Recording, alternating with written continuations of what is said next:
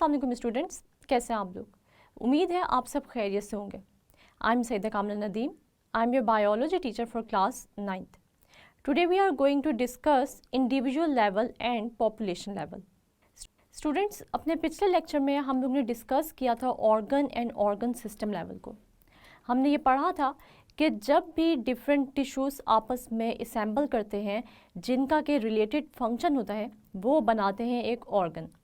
और जब यही डिफरेंट ऑर्गन्स मिलते हैं तो ऑर्गन सिस्टम्स बनते हैं। आज हम पढ़ने जा रहे हैं इंडिविजुअल लेवल को, जो कि इन ऑर्गन्स और ऑर्गन सिस्टम से ही मिलकर बनता है। यानी अगर हम ऑर्गेनिज्म या इंडिविजुअल लेवल को डिफ़ाइन करना चाहें तो हम इसको कुछ ऐसे डिफ़ाइन कर सकते हैं। Different organs and organ systems assemble together to form an individual. यानी जब भी डिफरेंट ऑर्गन्स और ऑर्गन सिस्टम्स कंबाइन करते हैं तो वो एक कंप्लीट ऑर्गेनिज्म को जन्म देते हैं। हम ये देखते हैं कि जितने भी इंडिविजुअल्स हों, चाहे वो प्लांट हो, एनिमल्स हो या कोई भी माइक्रो ऑर्गेनिज्म हो, इनमें मौजूद डिफरेंट ऑर्गन्स और ऑर्गन सिस्टम्स आपस में वेल कोऑर्डिनेटेड होते हैं। यानी इसका मतलब ये हुआ कि एक ऑर्गन सिस्टम दूसरे ऑर्गन सिस्टम को सपोर्ट प्रोवाइड करता है और इस तरह के कोई भी इंडिविजुअल अपनी कोई भी एक्टिविटी परफॉर्म करने के काबिल होता है। स्टूडेंट्स, इसकी एग्जांपल हम यूँ ले सकते हैं कि ये कोऑर्डिनेशन किसी भी एनिमल में अगर हम देखें तो ये दो सिस्टम्स के थ्रू होती है। यानी एक होती है नर्वस कोऑर्डिनेशन और एक होती है केमिकल कोऑर्डिनेशन। ये दोनों कोऑर्डिनेशंस प्रोवाइड करती हैं डिफरेंट ऑर्गन सिस्टम्स को कोऑर्डिनेशन, और इस तरह कोई भी बॉडी का फंक्शन परफॉर्म करता है इंडिविजुअल। अगर हम नर्वस सिस्टम की बात करें यानी नर्वस कोऑर्डिनेशन की बात करें तो हम ये देखते हैं कि नर्वस कोऑर्डिनेशन में हमारा नर्वस सिस्टम आ जाता है और कोई भी सेंट्रल नर्वस सिस्टम ब्रेन और स्पाइनल कॉर्ड पर मुश्तमिल होता है। और इसके साथ साथ हम ये देखते हैं कि डिफरेंट नर्व्स जो मौजूद होती हैं वो इस ब्रेन और स्पाइनल कॉर्ड और डिफरेंट ऑर्गन्स को आपस में कनेक्ट करती हैं और हमारे ब्रेन से मैसेज स्पाइनल कॉर्ड और स्पाइनल कॉर्ड से किसी भी टारगेट ऑर्गन तक जाता है और इन रिटर्न हमारे टारगेट ऑर्गन का कोई भी मैसेज स्पाइनल कॉर्ड से होता हुआ हमारे ब्रेन तक पहुंचता है। और इस तरह हमारी पूरी की पूरी बॉडी या फिर किसी भी एनिमल की पूरी बॉडी आपस में कनेक्टेड रहती है। इस तरह अगर हम प्लांट्स की एग्जांपल लें तो प्लांट्स में नर्वस कोऑर्डिनेशन तो मौजूद नहीं होती, मगर इनमें केमिकल कोऑर्डिनेशन मौजूद होती है। लेकिन अगर हम प्लांट्स के कंपैरिजन में एनिमल्स की बात करें तो हमने एनिमल्स में पढ़ा कि एनिमल्स में नर्वस कोऑर्डिनेशन के साथ साथ केमिकल कोऑर्डिनेशन भी मौजूद होती है और वो मौजूद होती है एंडोक्राइन सिस्टम की फॉर्म में। यानी हमारी बॉडी में डिफरेंट हार्मोन्स भी प्रोड्यूस होते हैं जो कि हमारी बॉडी के मैसेजेस को ब्लड के थ्रू एक जगह से दूसरी जगह ले जाने में हेल्प करते हैं। डिफरेंट केमिकल्स हार्मोन्स के साथ हमारे ब्लड में शामिल होते हैं और एक ऑर्गन से दूसरे ऑर्गन तक पहुंचते हैं। और इसके अलावा हम ये देखते हैं कि हमारा केमिकल कोऑर्डिनेशन का सिस्टम यानी हमारा एंडोक्राइन सिस्टम हमारे नर्वस सिस्टम के साथ भी कनेक्ट होता है और इस तरह हमारी बॉडी में एक कोऑर्डिनेशन प्रोड्यूस होती है जिसकी वजह से हम कोई भी अपना फंक्शन परफॉर्म कर सकते हैं। स्टूडेंट्स, हम ये देखते हैं कि किसी भी प्लांट की अगर हम बात करें तो प्लांट में भी ऑर्गन सिस्टम्स मौजूद होते हैं, मगर ये ऑर्गन सिस्टम्स इतने ज़्यादा कॉम्प्लेक्स या इतने वेल ऑर्गेनाइज्ड नहीं होते जितना कि ये किसी भी एनिमल या ह्यूमन बीइंग में होते हैं। जैसे कि अगर मैं एग्जांपल लूँ किसी भी शूट सिस्टम की या रूट सिस्टम की, तो ये भी आपस में कनेक्टेड होते हैं, कोऑर्डिनेटेड होते हैं, मगर ये इतने ज़्यादा वेल डेवलप्ड और वेल ऑर्गेनाइज्ड सिस्टम्स नहीं हैं। शूट सिस्टम हम ऐसे सिस्टम को बोलते हैं जो कि ग्राउंड से ऊपर होता है, यानी अबव ग्राउंड प्रेजेंट होता है, जिसमें किसी भी प्लांट की स्टेम, लीव्स, फ्लावर्स शामिल होते हैं। और रूट सिस्टम अंडरग्राउंड मौजूद होता है और ये प्लांट को एंकर करने में या फिक्स करने में सॉइल के साथ जो है वो हेल्प करता है। और इसके अलावा कोई भी वाटर हो या फिर कोई भी मिनरल्स हो, उनको एब्जॉर्ब कराता है और इस तरह प्लांट ग्रो करता है और डेवलप करता है। स्टूडेंट्स, हम देख लेते हैं एक एग्जाम्पल जो कि आपको बता सकेगी या इस एग्जाम्पल की हेल्प से आपको बेहतर समझ आ सकेगी कि किस तरह एनिमल्स या ह्यूमन बीइंग्स या कोई भी इंडिविजुअल मौजूद हो तो उसमें अगर कोई भी एक्टिविटी होनी है तो वो आपस में किस तरह डिफरेंट सिस्टम्स के थ्रू कोऑर्डिनेटेड होगी। यहाँ पर आपको एक एग्जाम्पल दी गई है जो कि है कि जब भी कोई ह्यूमन बीइंग हार्ड एक्सरसाइज करता है तो उसके डिफरेंट सिस्टम्स आपस में मिलकर काम करते हैं और उस ह्यूमन बीइंग के लिए ये पॉसिबल करते हैं कि वो अपनी इस हार्ड एक्सरसाइज को कंटिन्यू रख सके और कंप्लीट कर सके। स्टूडेंट्स, हम ये देखते हैं कि अगर नॉर्मल कंडीशंस मौजूद हों तो किसी भी ह्यूमन का हार्ट रेट और रेस्पिरेशन रेट नॉर्मल होता है, लेकिन अगर यही कंडीशंस चेंज हो जाएं और आपको करनी पड़े एक बहुत ही हार्ड एक्सरसाइज या स्ट्रेनस एक्सरसाइज तो आपकी हार्ट बीट, आपका रेस्पिरेशन रेट हो जाएगा तेज़। इसकी वजह क्या है?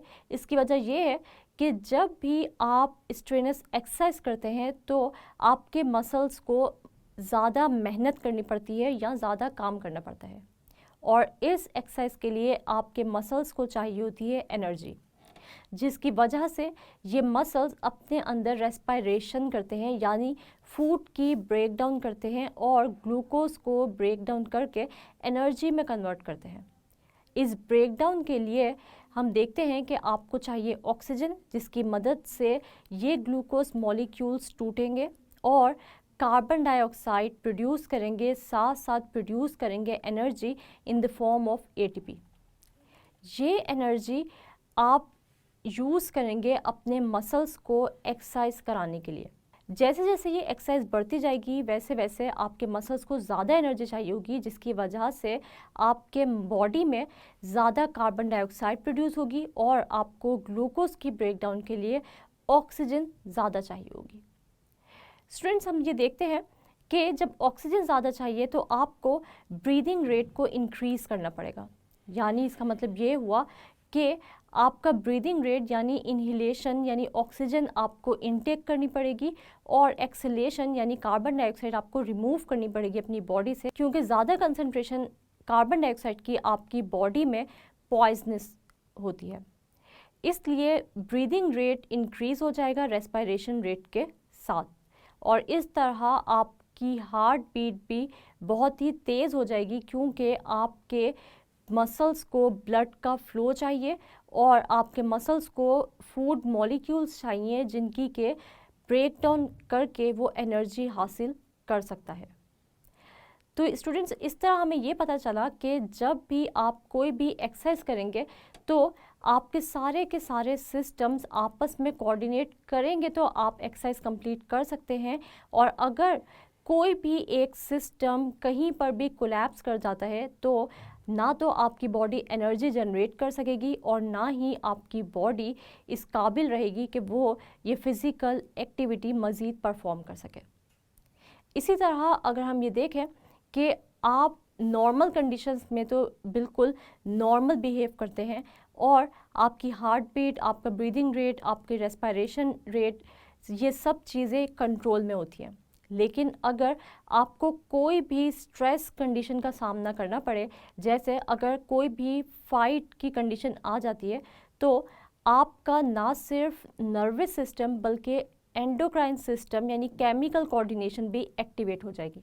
और हम ये देखते हैं कि इस फाइट कंडीशन या स्ट्रेस कंडीशन या गुस्से की हालत को कंट्रोल करने के लिए आपके एंडोक्राइन सिस्टम से रिलीज़ होंगे हार्मोन्स और इन हार्मोन में एक बहुत ही इम्पॉर्टेंट हार्मोन है जिसको हम कहते हैं एड्रेनलिन, और ये हार्मोन आपकी स्ट्रेस कंडीशन को कंट्रोल करने में बहुत ही इम्पॉर्टेंट रोल प्ले करेगा।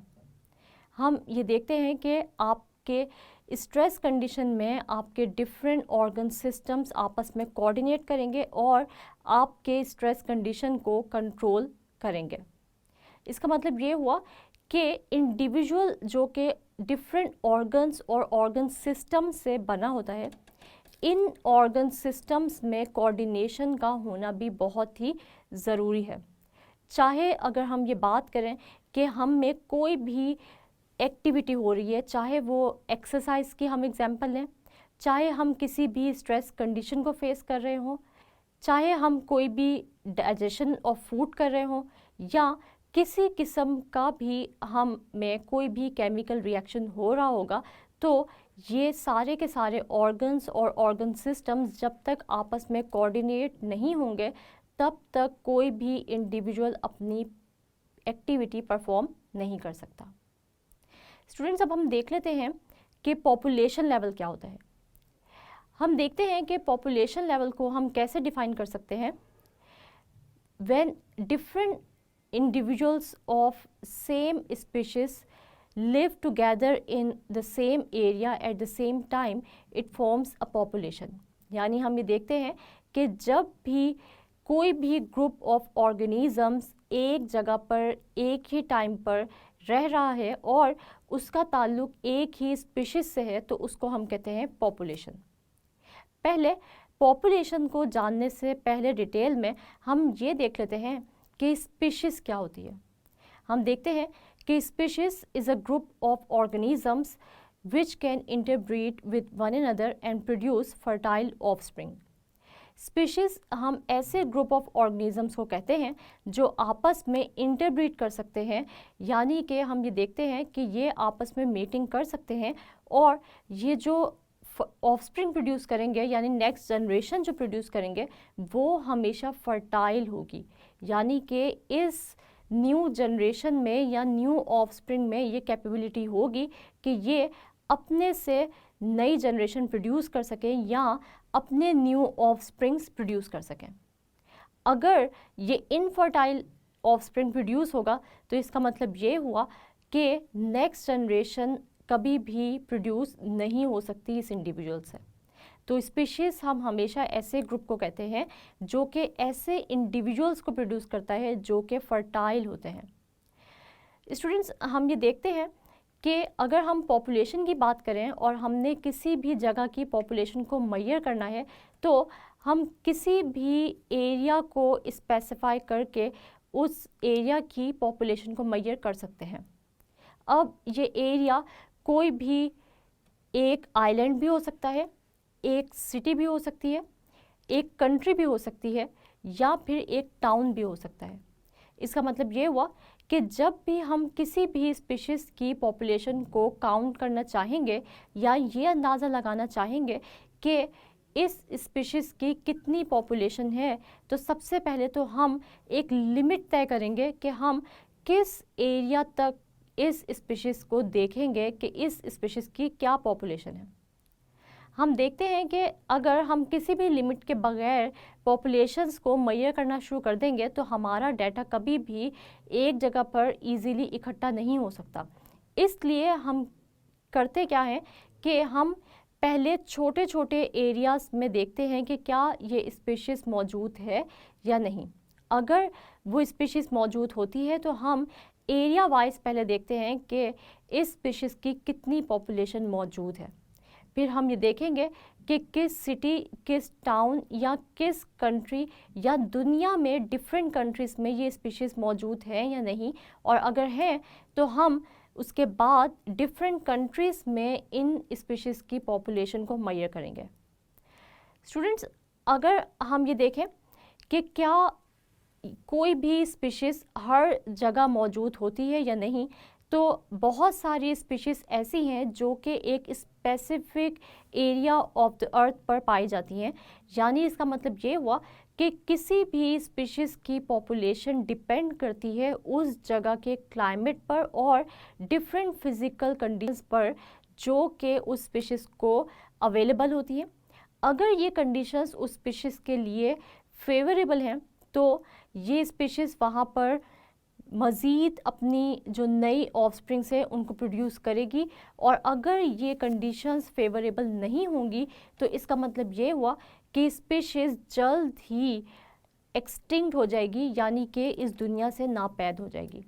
इसलिए किसी भी एरिया पर मौजूद कोई भी स्पीशीज़ को अगर हमने ये देखना है कि क्या ये यहाँ मौजूद है, तो हमें उसकी काउंटिंग करनी पड़ेगी, यानी पॉपुलेशन उसकी मेजर करनी पड़ेगी। और ये डिपेंड करता है वो स्पीशीज़ किसी भी एरिया में पाई जा रही है या नहीं, तो ये डिपेंड करता है वहाँ की फ़िज़िकल कंडीशंस पर। जैसे हम देखते हैं कि बहुत सारी स्पीशीज़ दुनिया में ऐसी हैं जो हर जगह मौजूद होती हैं। जैसे अगर हम माइस की बात करें या कैट्स की बात करें या डॉग्स की बात करें, तो हम ये देखते हैं कि इनकी डिफरेंट स्पीशीज़ पूरी दुनिया में फैली हुई हैं, और हम हर दुनिया के एरिया को लेकर एक लिमिट डिसाइड करते हैं और उस लिमिटेड एरिया की पॉपुलेशन को इकट्ठा करके उसको मेजर करते हैं। यानी इसका मतलब ये हुआ कि हम किसी भी एरिया का डाटा पॉपुलेशन की फॉर्म में मेजर कर सकते हैं। स्टूडेंट्स, हम ये देखते हैं कि अगर हम पाकिस्तान की पॉपुलेशन की बात करें तो 2010 में पाकिस्तान की पॉपुलेशन तकरीबन 173.5 मिलियन थी, और अब ये पॉपुलेशन आहिस्ता आहिस्ता बढ़ती जा रही है। हम देखते हैं कि पॉपुलेशन बढ़ने से बहुत सारे नुकसानात का भी हमें सामना करना पड़ रहा है। जिस तरह दुनिया की पॉपुलेशन आहिस्ता आहिस्ता बढ़ती जा रही है, वैसे वैसे हम देखते हैं कि फैसिलिटीज़ में भी कमी आती जा रही है। फूड शॉर्टेज का हमें सामना करना पड़ रहा है। इसके अलावा पॉपुलेशन के बढ़ने के साथ साथ पोल्यूशन में भी इजाफा होता जा रहा है। तो स्टूडेंट्स, हमें चाहिए कि हम पॉपुलेशन को कंट्रोल में रखें, क्योंकि अगर हम इसी तरह पॉपुलेशन को बढ़ाते गए तो वो वक्त दूर नहीं है कि जब पूरी दुनिया में आपको सिर्फ़ और सिर्फ ह्यूमन बीइंग्स की पॉपुलेशन नज़र आएगी, और बाकी ऑर्गेनिज़म जो कि डिफरेंट स्पीशीज़ से ताल्लुक़ रखते हैं वो आहिस्ता आहिस्ता एक्सटिंक्ट होते जाएंगे। क्योंकि अगर किसी भी इकोसिस्टम में आपको एक पॉपुलेशन का इम्बैलेंस नज़र आए तो वो इकोसिस्टम कभी भी स्टेबलाइज नहीं रह सकता। इसका मतलब ये हुआ कि अगर ह्यूमन बीइंग्स की पॉपुलेशन बढ़ती जाएगी तो ह्यूमन बीइंग्स को आहिस्ता आहिस्ता ज़्यादा से ज़्यादा एनिमल्स या प्लांट्स को एज अ फूड यूज़ करने की ज़रूरत पेश आएगी, और हम ये देखेंगे कि आहिस्ता आहिस्ता प्लांट्स की और एनिमल्स की डिफरेंट स्पीशीज़ की पॉपुलेशन में कमी वाक़या हो जाएगी। तो हमें चाहिए कि हम किसी भी इकोसिस्टम में मौजूद डिफरेंट स्पीशीज़ से ताल्लुक़ रखने वाली पॉपुलेशंस को स्टेबलाइज रखें, ताकि हमारा इकोसिस्टम भी स्टेबलाइज रहे और ये अर्थ भी और इसका सिस्टम भी स्मूथली चलता रहे। स्टूडेंट्स, आज के टॉपिक की आप लोगों को समझ आई है या नहीं आई, तो ये मुझे पता चलेगा एक क्विज़ से। और क्विज़ पे जाने से पहले मैं आपको एक इंटरेस्टिंग इन्फॉर्मेशन भी दे दूं जो कि आपके साइड बॉक्स में गिवन है कि हैबिटेट हम कहते हैं the area where living organisms live, यानी किसी भी लिविंग ऑर्गेनिज्म के रहने के एरिया को हम कहते हैं उसका हैबिटेट। जैसे हम अगर कैक्टस की बात करें तो कैक्टस का हैबिटेट क्या है? उसका हैबिटेट है डेजर्ट एनवायरनमेंट, यानी डेजर्ट में कैक्टस ग्रो कर सकता है। कैक्टस एक ऐसा प्लांट है जिसको कि ड्राई एनवायरनमेंट चाहिए और पानी की ज़रूरत नहीं होती, क्योंकि ये पानी अपनी बॉडी में स्टोर करके रखता है in the form of gel. हम देखते हैं स्टूडेंट्स, अब मैं आपसे कुछ क्वेश्चंस करूंगी जो कि एग्ज़ाम पॉइंट ऑफ व्यू से बहुत ही इंपॉर्टेंट है, और अगर आपको इन क्वेश्चंस के आंसर्स नहीं आते तो आपने इनको अपनी बुक पे हाईलाइट कर लेना है और इनके आंसर्स को अच्छे से याद कर लेना है। तो सबसे पहले जो क्वेश्चन मैं आपसे करने जा रही हूँ वो है डिफाइन पॉपुलेशन। तो पॉपुलेशन क्या होती है? पॉपुलेशन हम कहते हैं ग्रुप ऑफ ऑर्गेनिजम्स को जो कि सेम स्पीशीज से ताल्लुक़ रखती हैं and they are living in the same place at the same time, यानी एक ही जगह पर एक ही वक्त में रहने वाली ऑर्गेनिजम्स के ग्रुप को जो कि सेम स्पीशीज से ताल्लुक़ रखती है उसको हम कहते हैं पॉपुलेशन। इसके बाद डिफाइन हैबिटेट। तो हैबिटेट क्या होता है? The area where living organisms live, यानी वो एरिया जहाँ पर कोई भी ऑर्गेनिज्म रहता है उसको हम कहते हैं हैबिटेट। इसके बाद जो क्वेश्चन है वो है इंडिविजुअल लेवल को डिफाइन करें, यानी व्हाट इज़ इंडिविजुअल लेवल या डिफाइन इंडिविजुअल लेवल। तो हम ये देखते हैं कि इंडिविजुअल लेवल को या किसी भी ऑर्गेनिज्मिक लेवल या इंडिविजुअल या ऑर्गेनिज्म को आप कैसे डिफाइन कर सकते हैं कि when different organs and organ systems assemble together they form an individual, यानी जब भी different organs या organ system आपस में combine करते हैं तो ये एक complete organism बनाते हैं। स्टूडेंट्स, आप लोगों ने इस क्विज को अच्छे से तैयार कर लेना है और इन क्वेश्चंस के आंसर्स की आपने रिटन प्रैक्टिस भी करनी है। और आपको मैं एक एक्टिविटी भी दे दूं कि इस एक्टिविटी में आप लोगों ने डिफरेंट कंट्रीज़ के नेम्स लिखने हैं टेबल में, और साथ आपने उन कंट्रीज़ के सामने पॉपुलेशंस लिखनी है कि अब तक इन कंट्रीज़ की पॉपुलेशन कितनी हो चुकी है। तो आपने ये एक्टिविटी परफॉर्म करनी है और क्विज़ अपना एग्ज़ाम के पॉइंट ऑफ व्यू से अच्छे से रेडी कर लेना है। बाकी मैं आपको एक और बात बताते चलूँ कि शॉर्ट क्वेश्चंस के अलावा इन टॉपिक से आपसे लॉन्ग क्वेश्चन भी पूछा जा सकता है और MCQs भी आ सकते हैं। जैसे कि अगर लॉन्ग क्वेश्चन की मैं बात करूँ तो आपसे ये क्वेश्चन किया जा सकता है कि write note on individual level या write note on population level. तो इसलिए आपने इन लेवल्स को अच्छे से प्रिपेयर करना है, MCQ wise, short question wise और लॉन्ग क्वेश्चन वाइज। जी स्टूडेंट्स, तो आज हमने डिस्कस किया इंडिविजुअल लेवल को और पॉपुलेशन लेवल को। हमने देखा कि इंडिविजुअल कैसे बनता है या कंप्लीट ऑर्गेनिज्म कैसे बनता है। तो हमें पता है कि जब भी ऑर्गन्स और ऑर्गन सिस्टम्स असेंबल करते हैं तो एक कंप्लीट ऑर्गेनिज्म बनता है। हमने देखा कि ऑर्गेनिज्म में मौजूद जितने भी सिस्टम्स होते हैं वो सब के सब आपस में वेल कोऑर्डिनेटेड होते हैं। अगर इनमें कोऑर्डिनेशन मौजूद ना हो या ये आपस में कनेक्टेड ना हो तो कभी भी कोई भी एक्टिविटी इंडिविजुअल परफॉर्म नहीं कर सकता। इसी तरह हमने पॉपुलेशन को भी डिस्कस किया, जिसमें आप लोगों ने पढ़ा कि सेम स्पीशीज़ से ताल्लुक़ रखने वाले ऑर्गेनिजम्स के ग्रुप जो कि एक वक्त में एक ही जगह पाए जाते हैं उनको हम कहते हैं पॉपुलेशन। हमने इसके साथ साथ स्पीशीज़ और हैबिटेट को भी डिस्कस किया जो कि ब्लू बॉक्स में गिवन है। हमें पता है कि हैबिटेट किसी भी ऑर्गेनिज्म के रहने की जगह को हम कहते हैं और स्पीशीज़ हम ग्रुप ऑफ ऑर्गेनिजम्स को कहते हैं जो कि आपस में इंटरब्रीड करते हैं और फर्टाइल ऑफस्प्रिंग प्रोड्यूस करते हैं। स्टूडेंट्स, लास्ट पे जो मैंने आपसे क्विज लिया वो आपने अच्छे से प्रिपेयर कर लेना है। जो क्वेश्चंस आप लोगों को नहीं आते इनके आंसर्स को आपने हाईलाइट करने अपनी बुक में और अच्छे से इनकी रिटन प्रैक्टिस कर लेनी है। नेक्स्ट लेक्चर में हम डिस्कस करेंगे कम्युनिटी लेवल और बायोस्फीयर लेवल को। तब तक के लिए आप लोगों ने अपना बहुत सारा ख्याल रखना है और मुझे दुआओं में याद रखना है। अल्लाह हाफिज़।